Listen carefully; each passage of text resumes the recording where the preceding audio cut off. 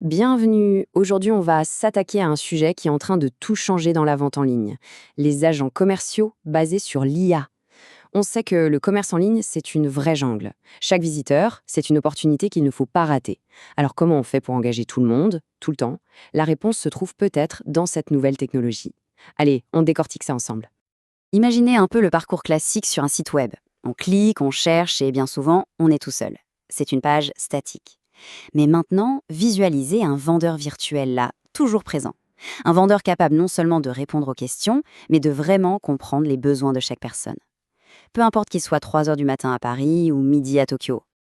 Un vendeur qui maîtriserait toutes les langues, qui qualifierait chaque prospect avec une précision quasi chirurgicale, qui bosserait 24 heures sur 24, 7 jours sur 7, sans jamais s'arrêter. Et qui pourrait même, tenez-vous bien, conclure des ventes tout seul. Ça a l'air tout droit sorti d'un film de science-fiction, n'est-ce pas? Eh bien, ce n'est plus de la science-fiction.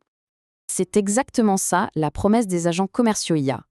Alors, assez parlé des slogans, on va aller voir ce qu'il y a vraiment sous le capot et comprendre comment cette technologie est concrètement en train de redéfinir les règles du jeu.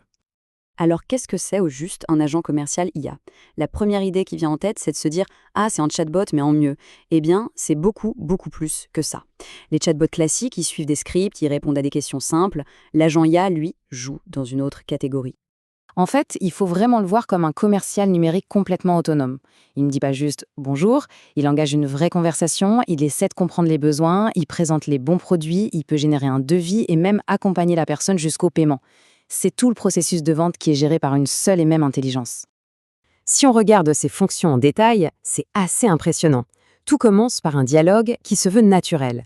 Ensuite, l'IA va qualifier le prospect, un peu comme un vendeur chevronné, en posant les bonnes questions. À partir de là, elle peut proposer des produits sur mesure, gérer la transaction jusqu'au bout et même faire des relances automatiques. C'est un parcours client complet, entièrement orchestré par l'IA. Et l'impact sur le business, il est énorme. Et surtout, on peut le mesurer.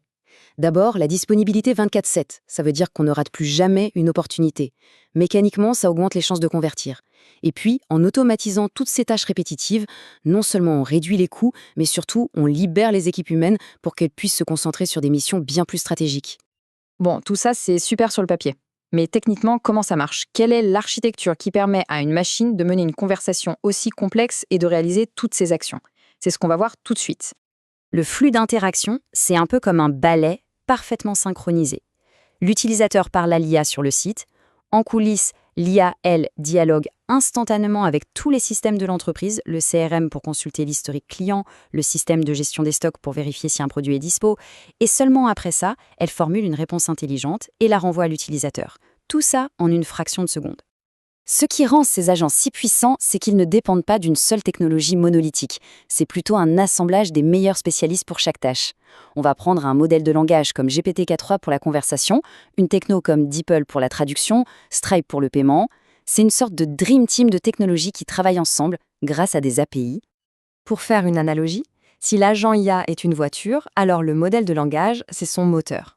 C'est lui qui va déterminer sa puissance de raisonnement, sa fluidité, son intelligence en quelque sorte. Le choix de ce moteur est donc absolument crucial, non seulement pour la performance de l'agent, mais aussi pour son coût de fonctionnement. En gros, le choix se résume souvent à un arbitrage assez simple. Pour des conversations basiques et en grand nombre, comme prendre des rendez-vous ou répondre à des questions fréquentes, un modèle comme GPT-4o Mini est parfait. Il est rapide et très très économique. Par contre, pour des ventes plus complexes qui demandent un raisonnement poussé, comme configurer un produit technique, là le modèle standard plus puissant devient indispensable, même s'il coûte plus cher. Et regardez cet exemple, il est parfait pour illustrer ce que même le modèle Mini est capable de faire. C'est assez bluffant. Il ne se contente pas de parler, il agit. Il va vérifier les stocks dans un système externe comme Odoo, il génère un devis. C'est une conversation de vente complète avec plusieurs étapes qui interagit avec d'autres logiciels, et tout ça de manière totalement fluide.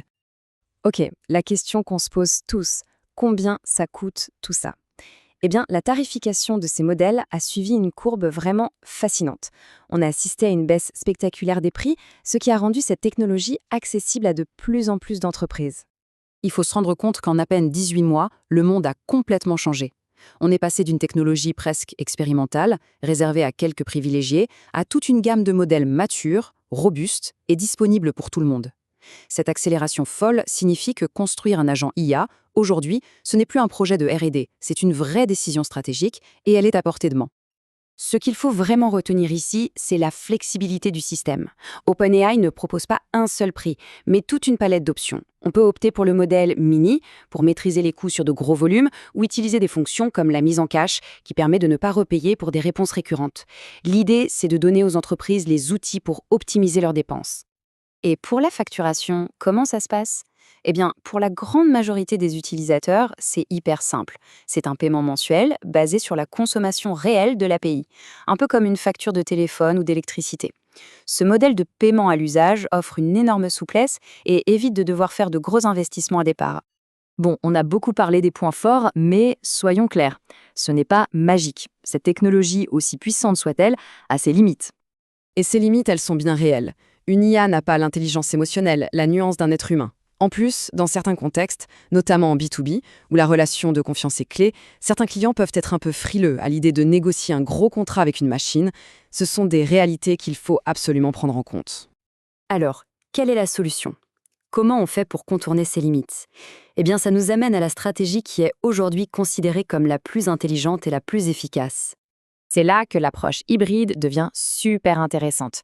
L'idée, c'est de laisser l'IA s'occuper de, disons, 90% des interactions standards, les questions récurrentes, les devis simples, mais dès qu'une situation devient complexe ou qu'elle a une forte charge émotionnelle, comme une négociation difficile, hop, l'IA passe le relais de manière fluide à un agent humain. On combine vraiment le meilleur des deux mondes, l'efficacité de la machine et la finesse de l'humain. Et c'est ça, finalement, le point le plus important à retenir. Le but, ce n'est pas de remplacer les humains, c'est de les augmenter, de les libérer de toutes les tâches à faible valeur ajoutée.